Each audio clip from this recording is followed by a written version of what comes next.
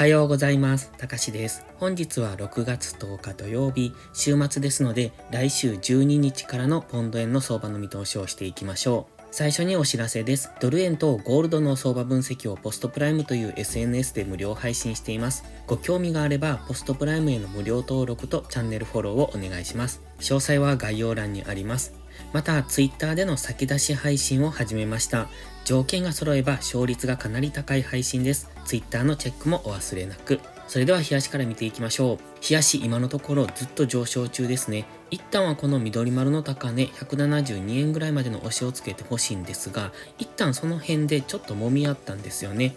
ですので、これを押しと見るのか、それとももう一度深めの押しをつけに来るのかというところですが、かなり高値圏とはいえ基本的には上昇中ですので、このトレンドに逆らわない方向にトレードをしていくのがいいですね。昨日の冷やしも結構強い陽線で高値更新をしてきております。週明けもしかすると一度調整の下落をするかもしれませんが、調整したところからの浅い押しでいつも上昇してますので、基本はこの流れに沿っていく。ただし、ストキャスティクスも高値圏ですし、いつ大きめの調整をしてもおかしくない状態にはありますので、その辺は注意しながら下がったところを拾っていく。そういうトレードがいいですね。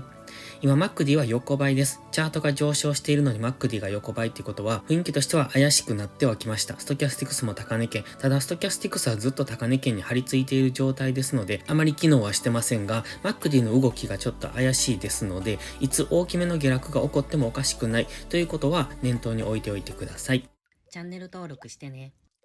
次は4時間足です。4時間足にはこのオレンジのライン、そして緑のラインを引いてます。緑のラインはこの上限を大体ですがざっくりと引いたものです。今そのてっぺん付近に来ておりますので、ここからどうなるかですね。ここを突き抜けて上がっていくのかっていうところ。一旦の節目と考えていたのが175円なんですが、現在は175円を一応上抜けてこのまま上昇しそうな雰囲気ですので、もしこのまま上昇するのであれば、次のターゲットは177円です。そして180円と上がっていきますので、現在175円ですし、177円ぐらいまではスルスルと上げそうな、そんな雰囲気でもありますね。ただ、先ほど言ってましたように、冷やし単位で一度押し、ここですね、172円ぐらいまでの押しをつける可能性はありますので、そこは注意なんですが、現在やはり強く上昇してきております。この黄色のボックスも上抜けてきてますので、まずは4時間足単位で押しをつけるなら、このボックス上限ですね、174.4 付近、そこまで一度下落してくれば次の上昇で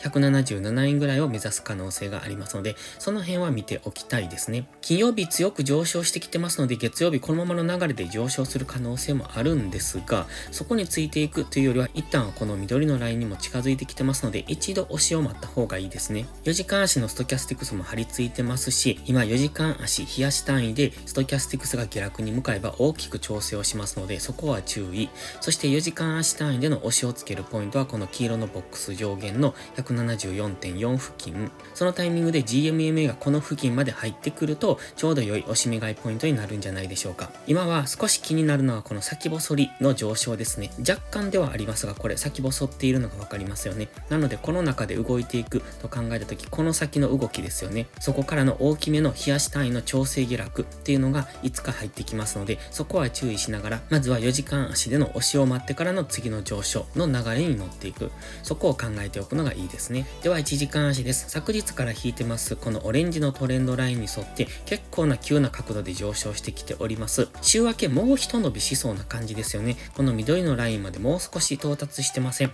過去緑のラインまでは到達してますが、これ今もうちょっと距離があるので、もう少しの上がりしろがあるのかなと、176円手前ぐらいまで上昇する可能性があるかなと見ておりますが、まずは週明けこのトレンドラインで反発上昇してこれるかどうかですね。このトレンドラインを下抜けた場合は次 GMMA の青帯で反発上昇するとは考えますけれども、そうなると今までのトレンドラインを崩してくることになりますので、ここからの下落っていうところも考えておかないといけません。そして昨日の夕方のショートムービーでもお話ししてたんですが、ここですね、この押しをつけるポイントっていうのを、昨日、この緑のゾーンと、この黄色のラインのところですね。これは先ほどのボックス上限になるんですが、この辺りに押しの候補を持っておきました。それを夕方のショートムービーでお話ししているんですけれども、ちょうどここに、ちょっとわかりにくいですけれども、ここに一度下髭で長い下髭が出ているんですね。一度ここで大きく下落して、そこからの反発上昇で高値超えとなってきております。。現在かなり高値圏にありますので、どんどんこの上昇を狙っていくっていうのは危険ですので、基本的には下がったところから拾っていく。そして直近の高値までみたいなそういうトレードをしていくのが安全です。もちろん高値更新をしていく、先ほどターゲットが177円だと言いましたので、そこまで上昇していく可能性もあるんですが、当然日足4時間とかで大きく調整の下落をする可能性がありますので、どんどん上昇する可能性もありますが、そこへ期待をするのではなく、下がったところから短く買っていく。そして一旦の利確ポイントは直近の高値、そこを上抜ければそのまま保有という形にしていくのがいいと思います。で、昨日のこの下落ですが、ちょっとかなり急激な反発をしておりますので、ここでエントリーできるのかっていうと結構微妙だとは思います。ただ、反発のポイントとしてはドンピシャなんですよね。この辺、この高値ぐらいをイメージしてましたので、ですのでここで入ることも可能。ただ昨日のは結構勇気がいったと思うんですけれども、ですので、こういった上昇を狙うのではなく、もう少しじりじりと下落してきたところをこういうところですよね。じりじりと下落してきて、こういった反発ポイントに来ればそこからの上昇を狙っていくみたいな、こういう下落のイメージを持っておくのがいいです。昨日のはちょっと特殊ですね。夕方配信は1時間足で見ているんですね。で、基本的なこの相場分析は日足4時間、1時間とここでは話してますが、先出し配信に関しては15分とか5分足で見ております。その方がもっと短期足での相場分析っていうのがしやすいので、その時の直近の動きっていうのを予測しやすいんですね。ただ、昨日に関しては基本的に今最高値にありますし、どんどん上値更新をしている状態での先出しがやりにくかったので、昨日は投稿はしてません。ツイッターでは言ったんですが、ポンド円に関しては先出しポイントが見当たらないので、夕方の配信通りこの緑のゾーンまで下落してくればそこでの反発を見ておきたいということを言ってます。で、先出し配信っていうのは基本的に昨日もそうなんですが、昨日この辺でうろうろしていて、で、夕方に先出し配信をするのであれば、この高値を超えればロングエントリーっていう、そういう当たり前のことは言えるんですが、そんな先出しは無責任だと思いましたので、昨日は配信をやめました。ですので、今後も分かりやすい形を作れば、そこからの勝率の高い配信をしていきますので、よかったら Twitter のチェックもしてみてください。まずは週明けもう一段高っていうところを考えて、そこから一度4時間足単位の調整の下落が来る可能性っていうところを見ておく。1時間足単位で上昇するのであれば、GMMA に接触するのを待つというところでしょうか。ただし、このトレンドラインを下抜けてくることになりますので、そうなると少し上値は重くなってくるかもしれません。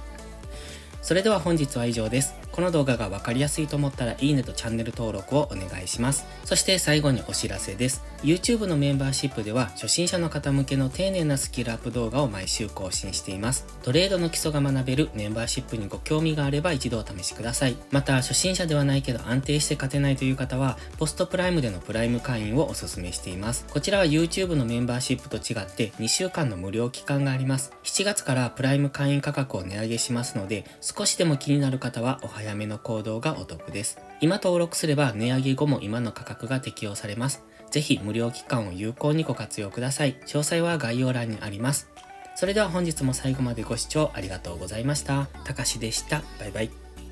インジケーターの使い方解説ブログを書きました。GMMA、ストキャスティクス、MACD の使い方について詳しく書いてます。まずは一度目を通してみてください。きっとスキルアップのお役に立てると思います。インジケーターは何気なく表示させるのではなく、理解して使いこなすことが大切です。また、インジケーターを使ったエントリー手法のテキスト販売を始めました。こちらは初心者から中級者向けですが、初心者の方向けの初級編もご用意しています。勝つための聖杯なんてありません。だからこそ地味にコツコツとスキルを積み上げていくものです。このテキストはそんな方のお力になれると信じています。せっかく FX を始めたのですから、明るい未来を夢見て頑張りましょう。